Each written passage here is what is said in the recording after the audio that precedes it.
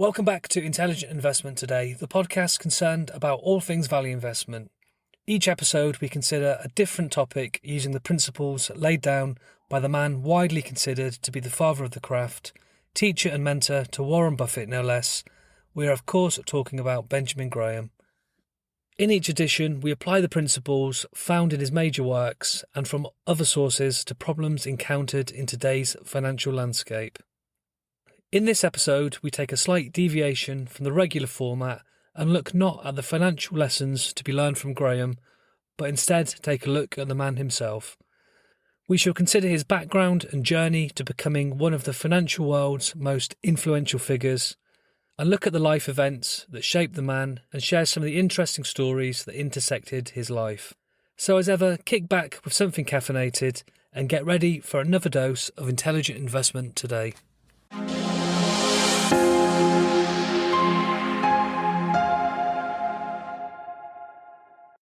Benjamin Graham was born Benjamin Grossbaum in the year 1894 in London, England, to Jewish parents Isaac and Dora. The family name would only be changed to Graham years later after the family moved to America, following the popular trend at the time to anglicise or perhaps Americanise Jewish or German-sounding surnames to aid assimilation and avert discrimination. Graham's father and his siblings ran various offshoots of the family business set up by his grandfather of importing chinaware and bric-a-brac into the UK. Graham's father was an exceptionally able and successful businessman, and this afforded a young Benjamin an affluent and somewhat privileged upbringing. His maternal forefathers had been notable religious scholars, his great-grandfather having even served as chief rabbi of Warsaw, Poland, for a period. It would be the decision to take the great opportunity to expand the family business, Grossbaum & Sons, in the booming American market that would see a one-year-old, Benny, as he was known to his parents, arriving at Ellis Island, New York. The family's wealth, mastery of the English language and business acumen quickly allowed the Grossbaums to prosper in the new world. The family certainly did not suffer the typical deprivations of new immigrants, no slumming it for them, their first home being just off Park Avenue. Graham's home life in those early years in America could only be described as being affluent, his parents even being assisted at home with living cooks and maids, as well as enjoying expensive vacations, including one to Europe, an experience at that time reserved only for families doing pretty well for themselves. Graham's gilded childhood was to come to a sudden halt, however, with his father succumbing to cancer at the tragically young age of 35. Graham himself was just 8 years old at this time. The family business, which by this point had also been stripped of the talents of Benjamin's grandfather, who had passed away only shortly before the death of his father, quickly entered a death spiral of its own. Graham's uncles proved inept at running the formerly thriving transatlantic business, and stripped of competent management, collapsed with exceptional speed. The Grossbaum family proceeded to lose everything, his desperate mother even being forced to sell the jewellery, furniture and anything else of worth procured during better times. Graham would later say that this sudden lurch from wealth into poverty were the years that really formed his character. From the immediate aftermath of his father's untimely demise, all the way through to being a young professional on Wall Street, Graham would take on various menial roles to bring in some extra income, from selling newspapers on the streets of New York to farm and factory work to support his family. His first real contact with the stock market came in this same period through his mother's failed speculative efforts to turn around the family's failing finances through small investments on the stock market, with Benny taking an active interest in the daily market gyrations of her stock positions. However, this enterprise was to come to an abrupt end after her account was wiped out in the panic of 1907. This experience was surely a formative lesson in the dangers of the stock market and the need, above all, to avoid speculation. Despite his extensive extracurricular activities, young Benjamin continued to excel in his studies and from an early age demonstrated both the business acumen of his paternal lineage as well as the academic bent of his maternal forebears. Such was his intellect, he was skipped 2-year groups to study with older boys and appointed editor of the school magazine, an early hint of the literary achievements to come. His reading habits from an early age were prestigious and varied in scope, from philosophy to religion. It was perhaps this that led Graham, from a staunch Jewish family member, to demonstrate the sort of independent thought he would become famous for, by developing, for a time, quite a fascination with Jesus, even describing him as his hero. But ultimately no organised religion could pass the same sort of tests of logic and rationality that he would later bring to his investment philosophy. This rejection of his religion of birth at such an unusually early age was surely a sign of the intellectual rigour he would later bring to his investment framework. If he couldn't get something to make sense, it would be rejected, regardless of what others thought. Graham's professional career began as a bond salesman at the firm Neuberger, Henderson and Loeb. He learned the business from the bottom up in the back office as a runner and general helper, before moving on to learn how to sell bonds. At the start of his career on Wall Street, investment was almost entirely limited to bonds. Common stocks were viewed universally as vehicles of speculation, but this situation was beginning to change. Involvement in the stock market, formerly considered to be on par with racetrack gambling, was beginning to develop a newfound respectability. Detailed information of the financial operations of businesses was beginning to become more available as corporations rushed to meet the new requirements of the stock exchange, and financial service companies were beginning to compile this information in easy-to-read formats through their manuals. Additionally, regulatory bodies were gathering large amounts of data regarding the operations of various industries, all of which was available for inspection. But in 1914, most of this newly available data was going to waste.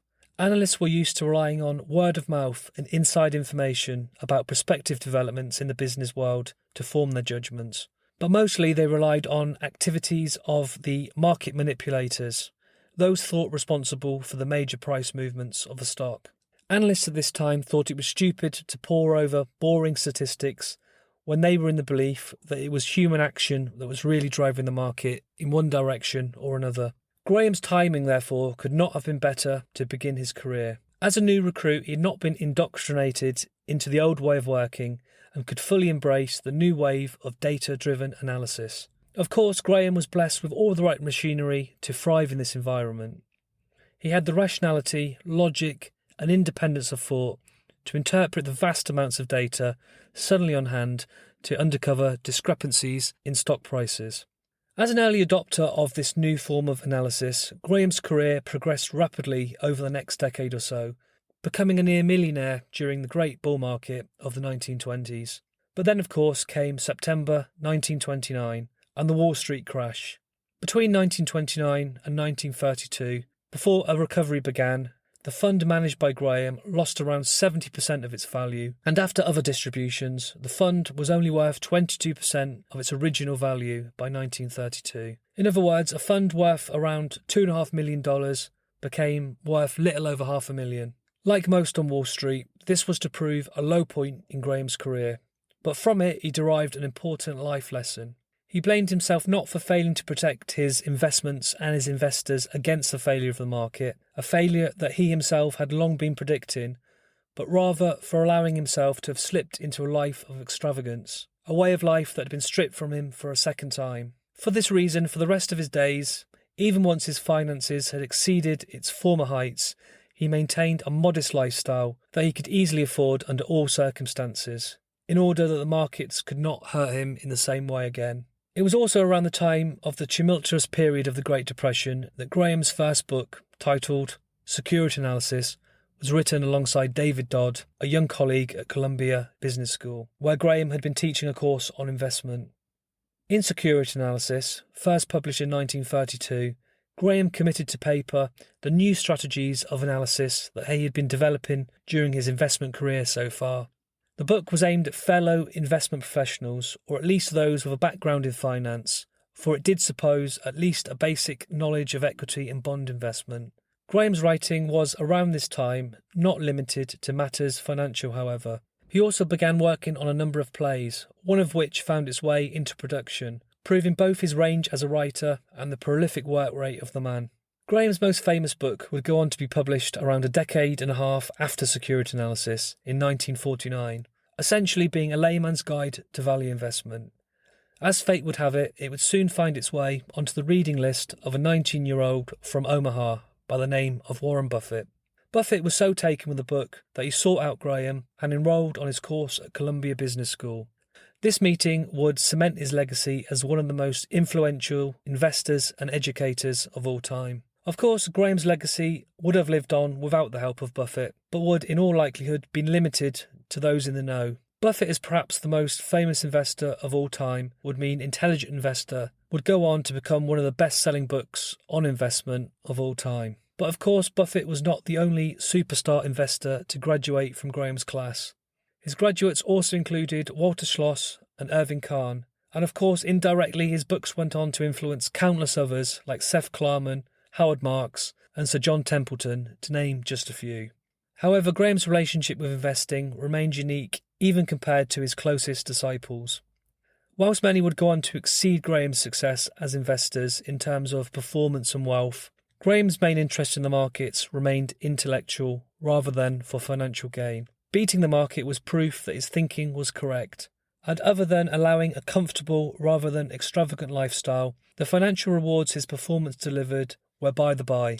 Graham achieved an approximate investment return from his investment firm Graham Newman of around 20% annualised through the 2 decades of its existence between 1936 to 1956. This compares to the overall market performance of around 12.2% for the same period. After his retirement from the Graham Newman firm in 1956, Graham continued teaching at Columbia Business School until 1965 at the age of 71.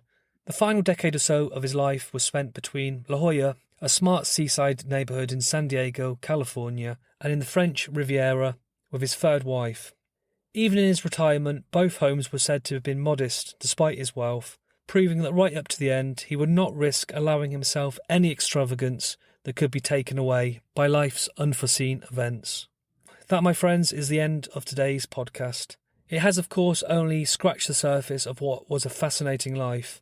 If you'd like to find out more about the man, may I suggest the book The Einstein of Money by Joe Carlin, or if you prefer it from the horse's mouth, The Memoirs of the Dean of Wall Street, Graham's autobiography, now sadly out of print but still available used at reasonable prices. I hope you've enjoyed this slightly unusual edition of Intelligent Investment today.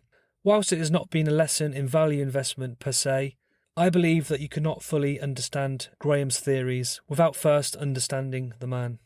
If you are a new listener and you've enjoyed the show, please do consider checking out my other podcasts in the series to learn about some of the most influential theories and lessons pioneered by value investment's founding father, Benjamin Graham. Until next time, stay safe and happy investing.